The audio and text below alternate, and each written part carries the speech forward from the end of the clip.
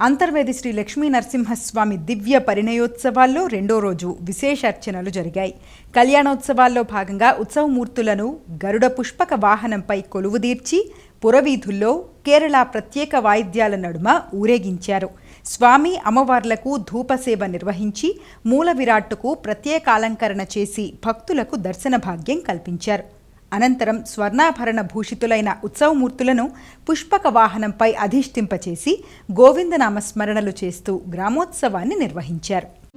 Srinivasa Govinda, Shri Venkatesha Govinda, Bhaktavatsala Govinda, Bhagavata Priya Govinda.